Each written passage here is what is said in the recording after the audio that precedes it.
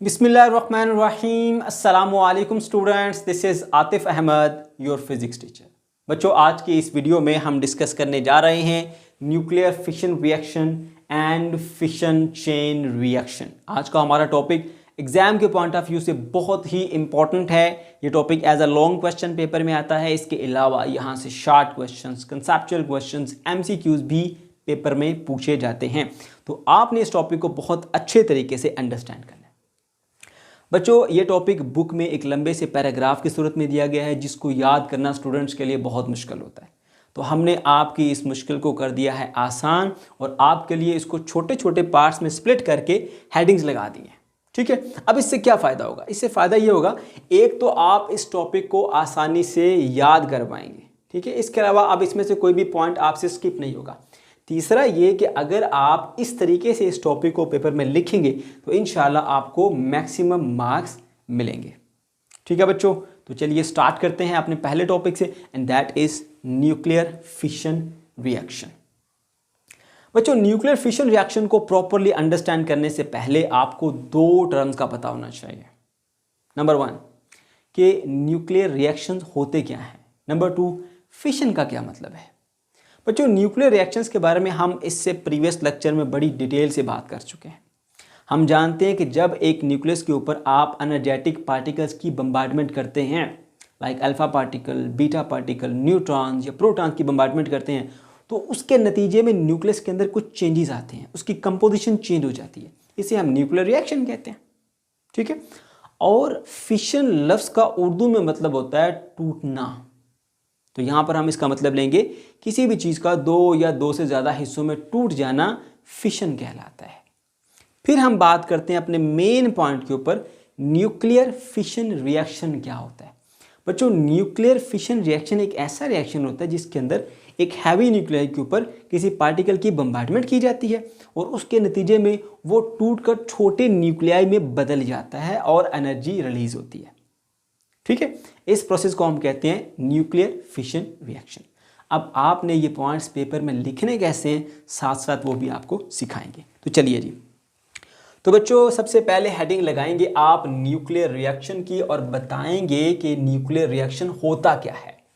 The reaction that involve the changes in nucleus induced by bombarding it with an energetic particle is known as nuclear reaction। यानी simply जब किसी nucleus के ऊपर energetic particle की bombardment की जाती है तो उससे न्यूक्लियस के अंदर चेंजेस आ जाते हैं, तो हम कहते हैं न्यूक्लियर रिएक्शन हो गया।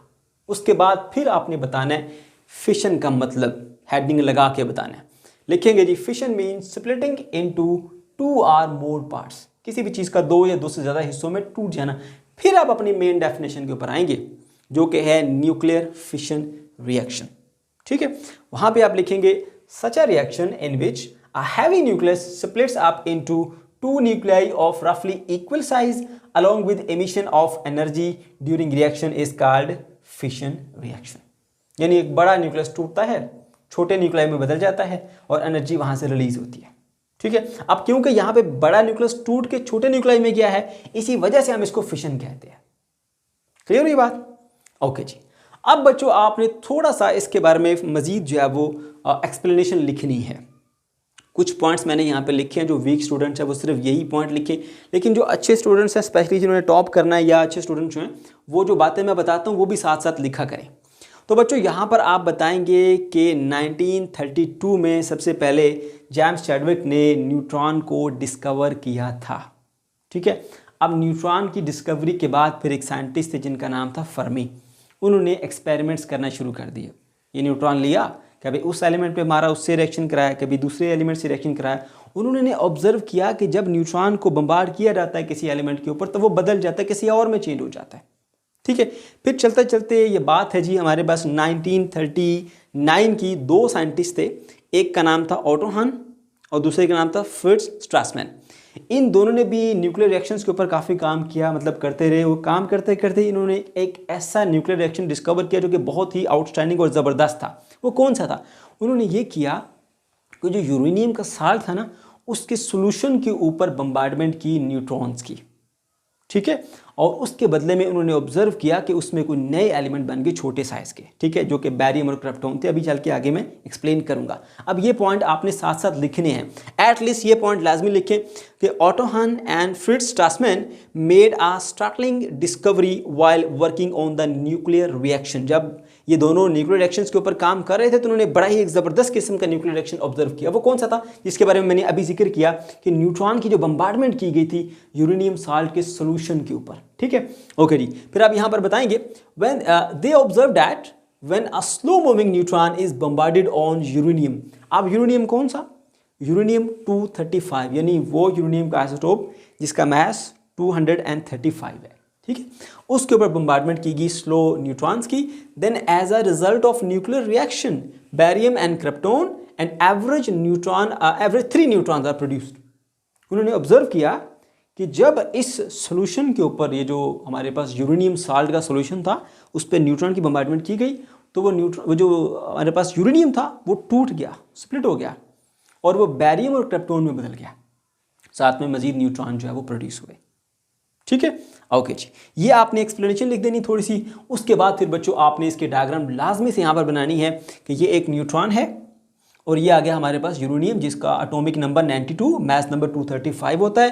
اس کے اوپر بمبارڈمنٹ کی گئی نیوٹران کی, تو کیا ہوا, سب سے پہلے یہ اس میں ایبزارب ہو گیا. ایبزارب ہو کے یہ یورینیم 235 سے 236 میں بدل گیا. پھر یہاں بلاسٹ ہوا ایسے اور یہ ٹوٹ گیا, ٹوٹ کے 2 پارٹس میں سپریٹ ہوا, ٹھیک ہے. تو ایسا ہی ہوتا ہے نیوکلیئر ریئیکشنز کے اندر کہ یہ ہمارا جو ایک بڑا نیوکلیئر ہے, ایک بگر نیوکلیئر ہے, وہ سپلٹ اپ ہوا, ٹوٹا اور 2 چھوٹے نیوکلیائی کے اندر بدل گیا, ٹھیک ہے. کیونکہ یہ ٹوٹ کے اس سے بنا, اسی وجہ سے ہم اس کو فشن کہتے ہیں, کیونکہ فشن کا مطلب ہی ٹوٹنا ہوتا ہے. 2 چھوٹے نیوکلیائی بن گئے بیریم اینڈ کرپٹون, اور ساتھ میں 3 نیوٹران جو ہے وہ اس کے اندر ایوریج پروڈیوس ہوتے ہیں, ٹھیک ہے, اور ساتھ میں انرجی بھی ریلیز ہوتی ہے, ٹھیک. اوکے جی, تو یہ بتانے کے بعد پھر آپ نے تھوڑا سا اس کی ایکویشنز کی طرف آ جانا ہے, ٹھیک ہے. ایکویشنز میں بچوں جو کہ کنسپٹ یہاں پہ آپ کو بتایا نا سارے کا سارا, وہ اسی سے ایکویشن آپ کی بن جائے گی. ہم نے کیا سیکھا بھئی, یہاں پہ 2 سائنٹسٹ تھے جنہوں نے یورینیم کے اوپر سلو نیوٹران کو بمبارڈ کیا, اس نے دیکھا کہ یورینیم ٹوٹ گیا, بیریم کرپٹون میں بدل گیا. وہی چیزوں سے آپ نے ایکویشن بنا کے لکھ دینی ہے. ہم کہیں گے دیکھیے جی یہ ہمارا آ گیا ایک نیوٹران, ٹھیک ہے, یہ یورینیم تھا جس کے اوپر ہم نے بمبارڈمنٹ کی تھی. یورینیم کا ہم لکھ دیں گے یہاں پہ یورینیم یو, اس کا سیمبل ہوتا ہے 92 اٹومک نمبر 235 اس کا میس. اس کے اوپر بمبارڈمنٹ کی. اب یہ جو ہمارے پاس یورینیم ہے یہ ٹوٹ جائے گا کس میں, بیریم اینڈ کرپٹون میں, ٹھیک ہے. بیریم کا اٹومک نمبر 56 اور اس کا جو میس نمبر تھا وہ 141 تھا, اور کرپٹون کا اٹومک نمبر 36 اور میس نمبر 92 تھا. ساتھ میں 3 نیوٹران پروڈیوس ہوئے اور ساتھ میں انرجی ریلیز ہوئی, ٹھیک ہے. اچھا, اب ذرا یہاں پہ ایک اہم بات سن لیجیے. ایکویشن تو ہم نے اس کے لکھ لی ہے, ڈائیگرام بھی بنا لی ہے, تھوڑی سی ایکسپلینیشن بھی کر دی, ڈیفینیشن بھی ہوگی. اب یہاں پہ یاد رکھیے گا کہ جب ایک سلو موونگ نیوٹران جا کے ہٹ کرتا ہے یورینیم کو, تو ضروری نہیں ہے کہ ہر بار آپ کے پاس یہ بیریم اور کرپٹان میں ہی بریک ہوگا, ٹھیک ہے. یاد رکھیے گا جب اس کی بمبارڈمنٹ ہوگی اس کے اوپر تو یہ نیئرلی ایکول سائز کی نیوکلیائی میں بریک ہو جائے گا. بالکل ایکول بھی ہو سکتے ہیں, نیئرلی ایکول بھی ہو سکتے ہیں, تھوڑا زیادہ ڈفرنس بھی ہو سکتا ہے, ٹھیک ہے. یہ ضروری نہیں ہے کہ لازمی طور پہ یہاں پہ بیریم اور کرپٹون ہی بنے گا. پاسبل ہے, میں آپ کو یہاں پر ایگزامپل بھی دے دیتا ہوں ادر پاسبل ریئیکشنز کی. یہی نیوٹران, ٹھیک ہے, آپ دیکھ سکتے ہیں نیوٹران ہی ہے, اور ہمارے پاس یہ یورینیم ہے 235 دیکھ سکتے ہیں, یہ بھی 235 والا یورینیم, یہ بھی 235 والا یورینیم ہے. جب اس کے اوپر آ کے نیوٹران بمبارڈ کیا گیا تو یہاں پر دیکھیے آپ کو کیا مل رہا ہے, ٹن, ٹھیک ہے, اور ساتھ میں مل رہا ہے مولبڈینیم, ٹھیک ہے, جبکہ پہلے کیا مل رہا تھا, بیریم اور کرپٹون, ٹھیک. پھر اس کے بعد ایک اور پاسبل ریئیکشن دیکھیے, وہی ہمارے پاس یورینیم ہے 235 والا, نیوٹران کی بمبارڈمنٹ ہوئی, اس کے بدلے میں کیا مل رہا ہے, زینون مل رہا ہے, اور ساتھ میں اسٹرانشیم, ٹھیک ہے. تو دیکھیں یہ ہمارے پاس سارے پاسبلٹیز ہیں. یہاں پر نیوٹران نے یورینیم پہ اٹیک کر کے بیریم کرپٹون بنایا, یہ کہلاتی ہیں فشن فریگمنٹس. تو یہاں پہ فشن فریگمنٹ کیا ہے, بیریم کرپٹون کا پیئر, وہی ساری ریئیکٹنٹ ہے. یہاں پہ فشن فریگمنٹ کیا ہے, ہمارے پاس ٹن اور مولبڈینیم. یہاں پہ دیکھیے فشن فریگمنٹ کیا ہے, زینون اور ساتھ میں اسٹرانشیم, سمجھ گئے. تو یہاں پہ اس کا مطلب یہ ہوا کہ یہ ضروری نہیں ہے کہ ہر بار یورینیم پر نیوٹران بمبارڈ کرنے سے آپ کو بیریم کرپٹون ملے, کچھ اور بھی مل سکتے ہیں, بٹ نیئرلی ایکول ہوں گے, ٹھیک ہے, تھوڑے قریب ہوں گے, ایکول بھی ہو سکتے ہیں, نیئرلی ایکول بھی ہو سکتے ہیں, ٹھیک ہے. اور اس دوران جو نیوٹران پروڈیوس ہوتے ہیں وہ بھی ضروری نہیں ہے کہ ہر بار 3 پروڈیوس ہوں گے. اس میں جب بیریم کرپٹون آئے گا تب تو آپ کے پاس ایوریج 3 ہی پروڈیوس ہوں گے. لیکن یہ دیکھیے یہاں پر 3 نیوٹران بنے, यहाँ पर 3 न्यूट्रॉन बने लेकिन यहाँ पर 2 बन गए, ठीक है। तो अब क्योंकि आपका ये जो रिएक्शन है एक जैसे चलता ही नहीं है, ये कभी किसी पेयर में ब्रेक होता है, कभी किसी पेयर में, कभी किसी पेयर में ब्रेक होता है, राइट। तो इसलिए फिर हम एक जनरल रिएक्शन लिखेंगे इसका। तो मैंने हेडिंग लगाई जनरल इक्वेशन की, और वहाँ पे आप बताएंगे कि भाई आपका एक न्यूट्रॉन जब अटैक करता है इस यूरेनियम के ऊपर तो आपके पास 2 फिशन फ्रैगमेंट्स बनती हैं, एक्स और वाई। अब यहाँ एक्स और वाई से मेरा क्या मतलब है, ये किसी एलिमेंट का नाम नहीं है। एक्स और वाई इन दोनों का पेयर को जो है वो शो कर रहा है। बेरियम क्रिप्टोन भी हो सकता है, ठीक है।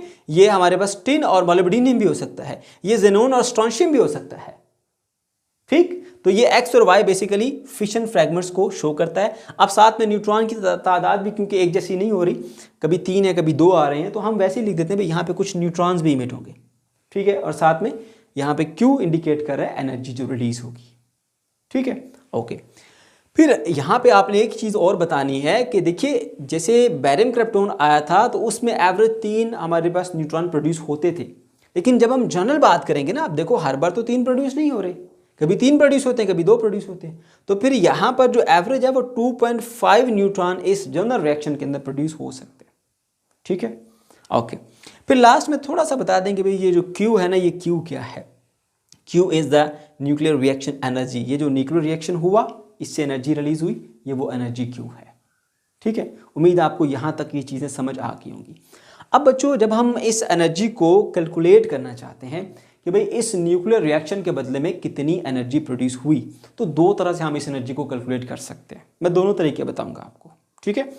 मुख्तलिफ बुक्स के अंदर मुख्तलिफ तरीके हैं, कुछ बुक्स के अंदर ये तरीका है, पहले आपको मैं वो बताऊंगा फिर इस तरीके पर लाऊंगा।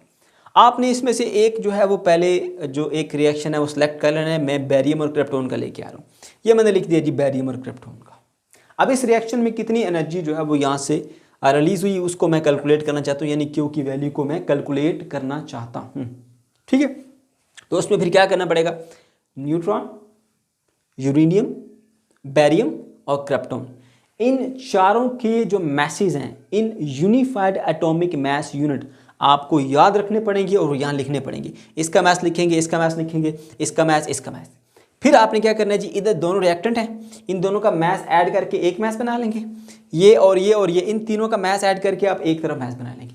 आप ऑब्जर्व करेंगे कि जो प्रोडक्ट है उसका मैस कम होगा रिएक्टेंट के मैस से, ठीक है। प्रोडक्ट का मैस कम होगा, रिएक्टेंट का मैस ज़्यादा होगा।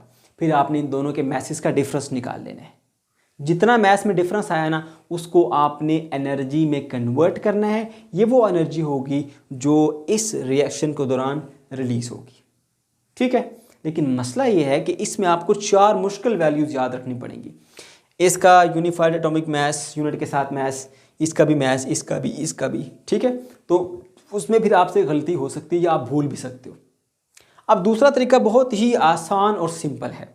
उसमें क्या करना होता है, ये रिएक्शन हुआ, ये हमारा मेन जो हैवी न्यूक्लियाई है वो है, और ये है फिशन फ्रैगमेंट्स। हमने इस मेन न्यूक्लियाई और फिशन फ्रैगमेंट्स की जो बाइंडिंग एनर्जी पर न्यूक्लियन है उन दोनों का डिफरेंस निकालना है। उस डिफरेंस के बराबर एनर्जी जो है वो रिलीज होगी पर न्यूक्लियन। लो जी, मसला ही हल, ठीक है। अब इसमें सिर्फ 2 वैल्यूज याद करनी पड़ेगी। एक तो बाइंडिंग एनर्जी पर न्यूक्लियन किसकी, यूरेनियम की, जो आप इस्तेमाल कर रहे हो, 7.6 मेगा इलेक्ट्रॉन वोल्ट, और दूसरी जो फिशन फ्रैगमेंट्स हैं हमारे पास बेरियम और क्रिप्टोन, इनकी होती है 8.5 मेगा इलेक्ट्रॉन वोल्ट, ठीक है। इन दोनों को माइनस करेंगे, डिफरेंस हमारे पास जो है वो आ जाएगा एनर्जी पर न्यूक्लियन जो रिलीज हुई, ठीक है। तो कितना आसान हो गया, इसलिए मैं इसको प्रेफर करता हूँ। ये तरीका आसान है, आप इस तरीके से कैलकुलेट करें। बाकी नहीं करना चाहते तो दूसरा भी शो करूँगा स्क्रीन के ऊपर, उससे आप कर सकते हैं, ठीक है, ओके जी। तो हम इसी तरीके की तरफ बढ़ रहे हैं जी। तो हेडिंग लगाएंगे जी हम एनर्जी की, और इसके बारे में थोड़ा सा बताएंगे। कुछ यहाँ पे हम जो बैकग्राउंड कॉन्सेप्ट सीखे हुए हैं उनका इस्तेमाल करेंगे। हमने बच्चों एक ग्राफ सीखा था बाइंडिंग एनर्जी पर न्यूक्लियन और मैस नंबर के दौरान, ठीक है। अब ये ग्राफ देखिए, यहाँ से इस तरफ को जो मैस नंबर है वो बढ़ता जा रहा है। जो बहुत छोटे हमारे पास न्यूक्लियाई हैं जिनका मैस नंबर बहुत कम है, ठीक है, और आप देख सकते हैं उनकी बाइंडिंग एनर्जी पर न्यूक्लियन भी कम है। जैसे जैसे मैस बढ़ता चला जा रहा है, बाइंडिंग एनर्जी पर न्यूक्लियन बढ़ती चली जा रही है। फिर आयरन तक ये मैक्सिमम जाती है, ठीक है। आयरन तक जो है वो मैक्सिमम पीक आपको मिलता है। उसके बाद इससे बड़े जो न्यूक्लियाई आते हैं, ठीक है, फिर हमेशा से आप देख रहे हैं कि बाइंडिंग एनर्जी कम होना शुरू हो जाती है, क्योंकि ग्राफ आपको ऐसे नीचे आता दिखाई दे रहा है। मैस नंबर बढ़ता चला जा रहा है ऐसे, और बाइंडिंग एनर्जी पर न्यूक्लियन कम होती चली जा रही है। अब यहाँ से सीखना क्या है, यहाँ से सीखना यह है कि भाई जो हैवी न्यूक्लियस होगा ना तकरीबन कोई इस एरिया में लाई करेगा, इस आयरन से इधर इधर, ठीक है। जैसे हम इसी की बात कर लेते हैं यूरेनियम की, 235 इसका मास है, कोई यहाँ पर कहीं लाई करेगा, ठीक है। इसमें देखिए बाइंडिंग एनर्जी पर न्यूक्लियन जो है वो कम होती बहुत कम होगी, ठीक है। तो हैवी न्यूक्लियाई में बाइंडिंग एनर्जी पर न्यूक्लियन कम होती है, लेकिन जो इंटरमीडिएट न्यूक्लियाई होते हैं यानी जो इसके दरमियान वाले रीजन में यहाँ पर, यानी कि इस आयरन के आसपास वाले कह लीजिए, इसके पड़ोसी कह लीजिए आयरन के इंटरमीडिएट न्यूक्लियाई, उनकी जो बाइंडिंग एनर्जी है वो इसके मुकाबले में ज़्यादा होती है। ये आप देख सकते हैं, जो एलिमेंट यहाँ पड़ा है उसकी बाइंडिंग एनर्जी कम है, जो एलिमेंट यहाँ होगा उसकी बाइंडिंग एनर्जी ज़्यादा होगी, ठीक है। ये पॉइंट याद है। अच्छा, अब यहाँ पर देखिए एक तरफ है यूरेनियम, दूसरी तरफ है बैरियम और क्रिप्टोन। इसका मास है 235, हैवी न्यूक्लियस है, यहाँ पर पाया जाएगा बाइंडिंग एनर्जी लो। लेकिन ये इसके मुकाबले में देखिए इसका मास कितना है 141, इसका मास कितना है 92, तो ये इससे करीब है, यानी ये इस तरफ पाए जाएंगे, तो इनकी बाइंडिंग एनर्जी पर न्यूक्लियन ज़्यादा होगी, ठीक है। इसलिए इसकी वैल्यू आपने याद रखनी है, 7.6 मेगा इलेक्ट्रॉन वोल्ट होती है, और इनकी जो फिशन फ्रैगमेंट्स की जो एनर्जी है वो 8.5 मेगा इलेक्ट्रॉन वोल्ट होती है। अब ये बातें थोड़ा सा लिखने का भी बता देता हूँ, आप उसमें बताएंगे पेपर में, graph between the binding energy per nucleon and the mass number shows that intermediate elements have high binding energy per nucleon as compared to heavy elements के मुकाबले में जो इंटरमीडिएट न्यूक्लियाई हैं उनकी बाइंडिंग एनर्जी ज़्यादा होती है। तो यहाँ पर नजर भी आई हमें 8.5, ये देखिए ये इंटरमीडिएट न्यूक्लियाई में आ जाता है 8.5, और ये हैवी है 7.6, इसकी बाइंडिंग एनर्जी पर न्यूक्लियन लो, इसकी binding energy per nucleon high, ठीक है। ओके जी, उसके बाद फिर आपने क्या करना है बच्चों, इनकी बाइंडिंग एनर्जी के बारे में बता देना, भाई फलां की बाइंडिंग एनर्जी इतनी है पर न्यूक्लियन और फलां की बाइंडिंग एनर्जी पर न्यूक्लियन इतनी है, ठीक है। तो जब हमारे पास एक जो यूरेनियम का हैवी न्यूक्लियस है वो स्प्लिट होता है छोटे न्यूक्लियाई में, बैरियम और क्रिप्टोन में, ठीक है, तो उस दौरान कितनी एनर्जी रिलीज होती है उसको कैलकुलेट करने के लिए इन दोनों का आपको डिफरेंस निकालना पड़ेगा, ठीक है। तो मैंने यहाँ पर लिखा है binding energy per nucleon of uranium is 7.6 mega electron volt per nucleon and 8.5 mega electron volt per nucleon, किसकी, for barium and krypton. Barium krypton के लिए 8.5, ठीक है, और इसके लिए 7.6, यानी किसके लिए, यूरेनियम के लिए, सही है। फिर आपने बताना है it means that if uranium split into the barium and krypton then amount of energy released will be, जो बात मैंने बताई है वो यहाँ पर लिखी हुई है कि अगर यूरेनियम का जो न्यूक्लियाई है वो ब्रेक होता है बैरियम क्रिप्टोन में, तो कितनी एनर्जी रिलीज होगी, जितना इस फिशन फ्रैगमेंट की जो बाइंडिंग एनर्जी पर न्यूक्लियन है माइनस यूरेनियम की बाइंडिंग एनर्जी पर न्यूक्लियन, बस बाइंडिंग एनर्जी को माइनस करो आपको एनर्जी मिल जाएगी पर न्यूक्लियन, ठीक है। तो देखिए यही काम किया गया एनर्जी कैलकुलेट करने के लिए। ये कौन सी है हमारे पास 8.5 मेगा इलेक्ट्रॉन वोल्ट, ये फिशन फ्रैगमेंट की बाइंडिंग एनर्जी है, ठीक है, 8.5 मेगा इलेक्ट्रॉन वोल्ट माइनस ये यूरेनियम की बाइंडिंग एनर्जी पर न्यूक्लियन कितनी है 7.6 मेगा इलेक्ट्रॉन वोल्ट, मैंने ये कर दी माइनस, दोनों का डिफरेंस निकालेंगे 0.9 मेगा इलेक्ट्रॉन वोल्ट आपके पास आएगा, 0.9 मेगा इलेक्ट्रॉन वोल्ट। अब ये वो एनर्जी है जो पर न्यूक्लियन इमिट होती है, ठीक है, मैंने लिखा भी है। तो 0.9 mega electron volt energy released per nucleon. लेकिन आप अगर देखें यूरेनियम के जो एक न्यूक्लियस है उसका मास नंबर है 235, जिसका मतलब है उसके अंदर 235 न्यूक्लियॉन्स हैं। तो एक यूरेनियम रिएक्शन के दौरान कितनी एनर्जी रिलीज होती है वो मालूम करने के लिए आप ये जो energy binding energy per nucleon आई है उसको मल्टीप्लाई कर देंगे 235 के साथ, ठीक है, तो आपको टोटल एनर्जी मिल जाएगी। सो टोटल एनर्जी के लिए क्या करेंगे जी, ET का मतलब है टोटल एनर्जी, शॉर्टली मैंने लिखा है। तो 235 से मैंने मल्टीप्लाई कर दिया 0.95 मेगा इलेक्ट्रॉन वोल्ट को। 0.95 मेगा इलेक्ट्रॉन वोल्ट क्या है, ये वो एनर्जी जो पर न्यूक्लियन रिलीज होती है। अब कितने न्यूक्लियन है इसके अंदर 235, तो फिर 235 से मल्टीप्लाई करेंगे तो टोटल एनर्जी मिल जाएगी, वो बन जाता है आपके पास 211.5 मेगा इलेक्ट्रॉन वोल्ट, जिसको रफली या हम कह लें अप्रोक्सीमेटली हम 200 मेगा इलेक्ट्रॉन वोल्ट ही कंसीडर करते हैं। तो आप बता दें कि भाई thus the total energy release during this reaction is 200 mega electron volt. एक फिशन रिएक्शन से 200 मेगा इलेक्ट्रॉन वोल्ट एनर्जी जो है वो प्रोड्यूस होती है। और आपको ये बता दिया जाए कि इस एनर्जी का 70% हिस्सा जो है वो फिशन फ्रैगमेंट्स की काइनेटिक एनर्जी की सूरत में जाता है। फिशन फ्रैगमेंट्स मैंने बताया ये आ गया बैरियम और क्रिप्टोन है, इनकी काइनेटिक एनर्जी की सूरत में 85% हिस्सा जो है वो जाता है, ठीक हो गया। ओके, इसके अलावा आपको ये बता दिया जाए बच्चों के जो न्यूक्लियर फिशन रिएक्शन होता है ये सिर्फ ऐसा नहीं कि आप यूरेनियम के ऊपर ही न्यूट्रॉन की बम्बार्डमेंट करके आप उसमें से जो फिशन रिएक्शन है वो प्रोड्यूस कर सकते हैं, बल्कि इसके अलावा भी हमारे पास एलिमेंट है जैसे U233 है, इसके अलावा Pu239 है, इनके ऊपर भी स्लो मूविंग न्यूट्रॉन की बम्बार्डमेंट करके आप फिशन रिएक्शन को प्रोड्यूस कर सकते हैं। चलिए बच्चों अब हम सीख लेते हैं जी फिशन चेन रिएक्शन को कि फिशन चेन रिएक्शन क्या होता है। बच्चों अभी हमने सीखा न्यूक्लियर फिशन रिएक्शन। वहाँ पे हमने देखा कि जब एक स्लो मूविंग न्यूट्रॉन की बम्बार्डमेंट की जाती है एक हैवी न्यूक्लियस लाइक यूरेनियम 235, तो ये हैवी न्यूक्लियस टूट जाता है दो नियरली इक्वल साइज के न्यूक्लियाई के अंदर, लाइक बैरियम एंड क्रिप्टोन, और इस रिएक्शन में 3 न्यूट्रॉन भी प्रोड्यूस होते हैं। अगर इन न्यूट्रॉन को साजगार माहौल दिया जाए तो ये फर्दर जो है वो यूरेनियम के जो न्यूक्लियाई हैं उनके साथ मिलके फिशन रिएक्शन को प्रोड्यूस कर सकते हैं। जैसे कि यहाँ एक पिक्चर में बताया गया, ये हमारे पास एक न्यूक्लियस है जी यूरेनियम 235 का, इसके ऊपर एक स्लो मूविंग न्यूट्रॉन की बम्बार्डमेंट की गई है, यहाँ पे फिशन रिएक्शन हुआ, ये जो न्यूक्लियस है वो ब्रेक हुआ 2 स्मॉल न्यूक्लियाई के अंदर और यहाँ से 3 न्यूट्रॉन प्रोड्यूस हुए। अब अगर साजगार माहौल मिल जाए, मतलब ऐसा कि इनको भी अलग अलग से यूरेनियम एटम के न्यूक्लियस मिल जाएं, तो फिर ये न्यूट्रॉन इनसे टकरा के फर्दर फिशन रिएक्शन प्रोड्यूस कर सकते हैं और हर एक फिशन से 3-3 न्यूट्रॉन मिलेंगे, तो इस तरह से आपको फिर 9 न्यूट्रॉन मिल जाएंगे।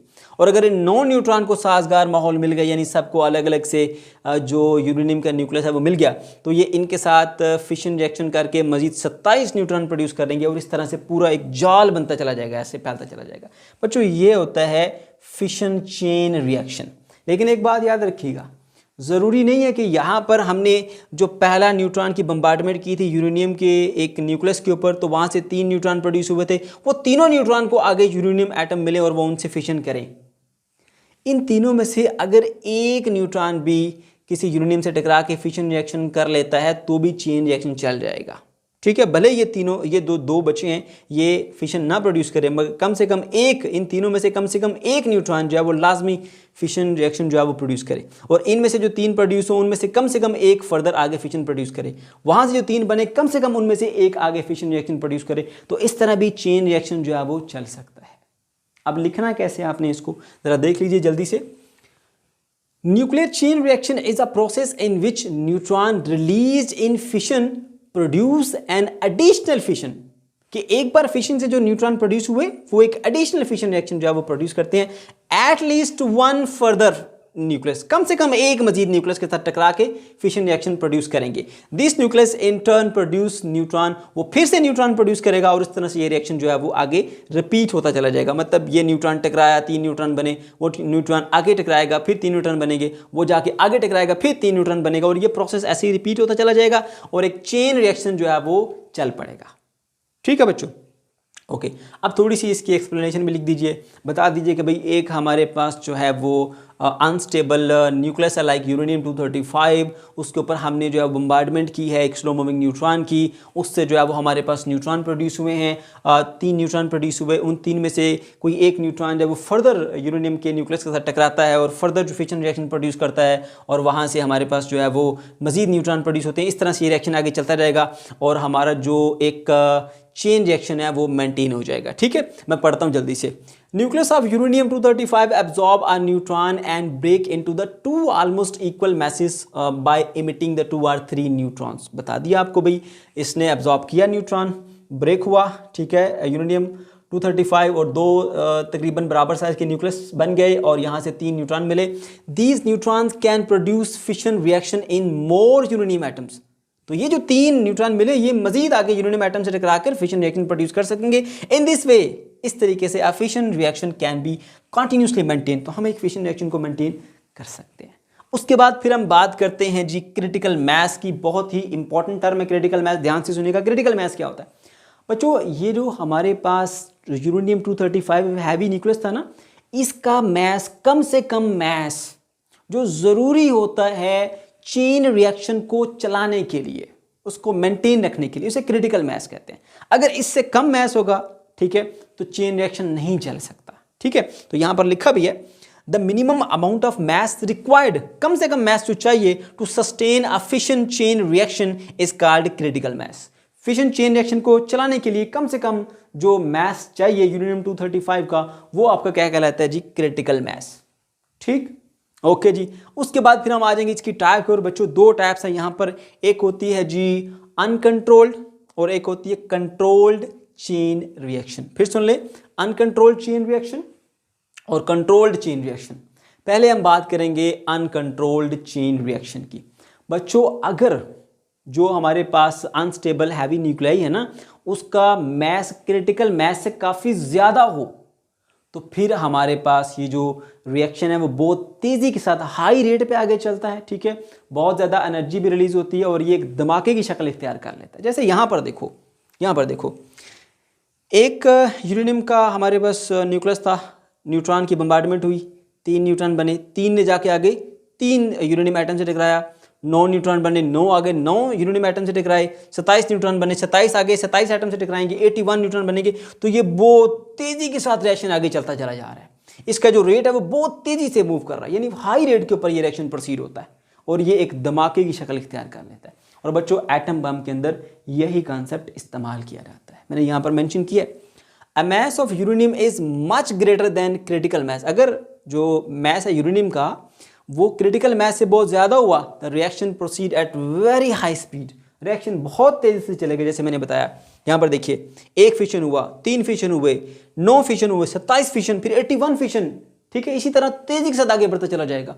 तो रिएक्शन जो है वो हाई स्पीड से प्रोसीड होता है और एक धमाके की शक्ल इख्तियार कर लेता है, ठीक है। और ये जो हम इस्तेमाल करते हैं, ये एटम बम के अंदर ये कंसेप्ट इस्तेमाल करते हैं। Atom bomb works at that principle, इसी असूल के ऊपर एटम बम काम करता है, ठीक है बच्चों। फिर उसके बाद हम बात करेंगे जी कंट्रोल्ड चेन रिएक्शन की। अब ये जो कंट्रोल्ड चेन रिएक्शन है ये कैसे होता है? अगर आपके पास जो यूरेनियम का मैस है वो क्रिटिकल मैस के इक्वल है, मैं यूरेनियम का इसलिए जिक्र कर रहा हूँ कि हमने स्टार्टिंग में उसको कंसीडर किया है, ठीक है। हैवी न्यूक्लियस को हम यूरेनियम को लेके चल रहे हैं, इसलिए मैं यूरेनियम की बात कर रहा हूँ। अगर जो यूरेनियम का मैस है वो क्रिटिकल मैस के इक्वल है, तो इस सूरत हाल के अंदर आप जो है वो एक कंट्रोल्ड वे में जो इनिशियल रेट था उसी रेट के ऊपर रिएक्शन को आगे लेके चल सकते हैं, उसी को मेंटेन रखते हुए रिएक्शन रेट को आगे चल सकते हैं, यानी चेन रिएक्शन कंडक्ट कर सकते हैं, ठीक है। और इसको कंट्रोल्ड वे में इससे आप एनर्जी भी हासिल कर सकते हैं, ठीक है। अच्छा जी, और ये जो है वो बेसिकली हम इस्तेमाल करते हैं जब हमें कंट्रोल्ड वे में एनर्जी चाहिए होती है, right.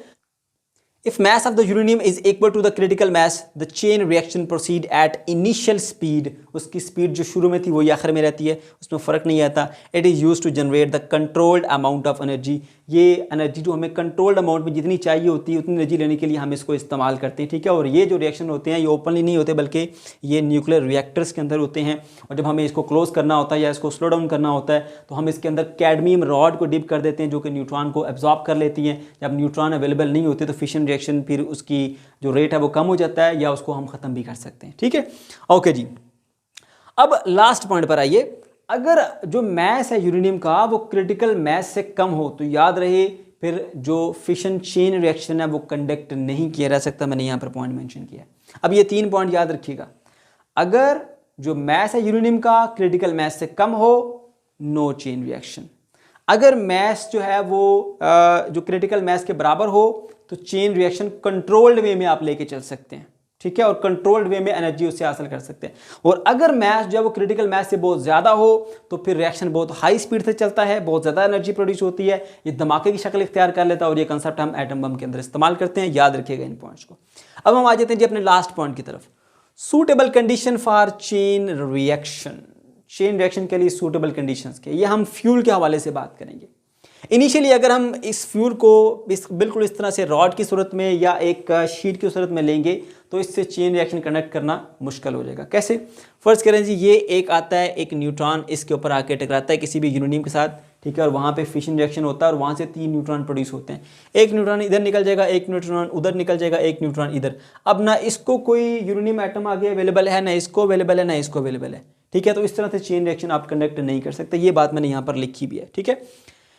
Fission in a thin sheet of uranium-235 resulting neutrons scattering in air so can't produce chain reaction, ठीक है। फिर आपने क्या किया, आपने ऐसा किया कि इसको स्टेट से बिल्कुल यू शेप के अंदर कन्वर्ट कर दिया, अपना फ्यूल जो है वो इस तरह से यू शेप में रख लिया। अब आपने इसके ऊपर एक न्यूट्रॉन की बम्बार्डमेंट की तो यहाँ पर फिशन रिएक्शन हुआ, वहाँ से 3 न्यूट्रॉन प्रोड्यूस हुए, एक न्यूट्रॉन इधर चला गया, उसको कोई भी अब यूरेनियम का एटम अवेलेबल नहीं है, इसको भी यूरेनियम का एटम अवेलेबल नहीं है, लेकिन इसको एक एटम मिल गया, वहाँ पर रिएक्शन किया और वहाँ से 3 न्यूट्रॉन मिले, एक इधर चला गया, एक इधर चला गया, एक इधर। अब आगे जो 3 न्यूट्रॉन मिले, उन 3 न्यूट्रॉन को मजीद आगे यूरेनियम एटम नहीं मिल सका, ना इसको यूरेनियम एटम मिल सका, ना इसको मिल सका, ना इसको, तो वहीं पे रिएक्शन स्टॉप हो गया। तो इस सूरत हाल में भी आप जो है वो फिशन चेन रिएक्शन को कंडक्ट नहीं कर सकते। पॉइंट बी पे आ जाइए। U shape thin sheet of uranium 235 shows some favourable condition, मतलब कुछ ना कुछ आगे बढ़ा। यहाँ से एक न्यूट्रॉन था और उसने टकराया यूरेनियम से, फिशन का रिएक्शन हुआ, एक न्यूट्रॉन निकला, उसने यहाँ पे एक फिशन से टकराया, एक और फिशन हो गया, बट उसके बाद फिर नहीं हो सका। तो कुछ ना कुछ फेवरेबल कंडीशन है, लेकिन यहाँ पर भी जो रिएक्शन है चेन रिएक्शन वो कंडक्ट नहीं किया जा सकता। फिर तीसरे पॉइंट पर आ जाइए। फिर हमने क्या किया, इस फ्यूल को स्फेरिकल शेप में रखा और पहले स्मॉल रखा। जब स्मॉल वैल्यू रखी इसकी, तो जाके जब एक न्यूट्रॉन यूरेनियम से टकराया तो वहाँ से 3 न्यूट्रॉन बने, वो 3 न्यूट्रॉन उस सरफेस से बाहर आ गए, ठीक है, और उन तीनों को भी कोई न्यूट्रॉन अवेलेबल नहीं था। फिर क्या किया गया, इसका मैस बढ़ाया गया, ठीक है, मैस बढ़ाते बढ़ाते इसका साइज बड़ा कर दिया गया। जब साइज बड़ा कर दिया गया तो फिर ऑब्जर्व किया गया कि अब जब एक न्यूट्रॉन आके इसके ऊपर टकराएगा, 3 न्यूट्रॉन प्रोड्यूस होंगे, एक न्यूट्रॉन इधर निकल जाएगा, लेकिन 2 न्यूट्रॉन अंदर ही किसी न किसी यूरेनियम एटम के साथ कोलाइड कर जाएंगे, वहाँ पर रिएक्शन हो जाएगा। तो यहाँ पर भी फिशन रिएक्शन हो गया, यहाँ पर भी फिशन रिएक्शन हो गया। फिर यहाँ पर आगे 3 न्यूट्रॉन मिले, एक न्यूट्रॉन बाहर चला गया, 2 न्यूट्रॉन फर्दर 2 यूरेनियम एटम के साथ जाके कोलाइड कर लिए, ठीक है, और वहाँ पर फिशन रिएक्शन प्रोड्यूस कर दिया। फिर वहाँ से 3 न्यूट्रॉन बने। तो इस तरह से आपको कम से कम एक जो न्यूट्रॉन है वो लाजमी ऐसा मिल जाता है कि जो यूरेनियम एटम से टकरा के चेन रिएक्शन को कंडक्ट कर देता है, ठीक है। ओके जी, तो लास्ट पॉइंट पर आ जाइए। In sufficiently big uranium 235 sphere most neutron produce in fission produce further fission, यानी एक बार जो न्यूट्रॉन प्रोड्यूस हुआ उन्होंने आगे मजीद जो है वो फिशन रिएक्शन को प्रोड्यूस किया बिफोर एस्केपिंग द स्फीयर, इस स्फीयर से बाहर आने से पहले, and produces the chain reaction, और इसने एक चेन रिएक्शन को प्रोड्यूस किया। तो बच्चों ये था हमारा आज का टॉपिक। अगर आपको कोई कंफ्यूजन है या किसी किस्म का कोई प्रॉब्लम है तो कमेंट सेक्शन के अंदर आप जरूर पूछ सकते हैं। अल्लाह हाफिज़।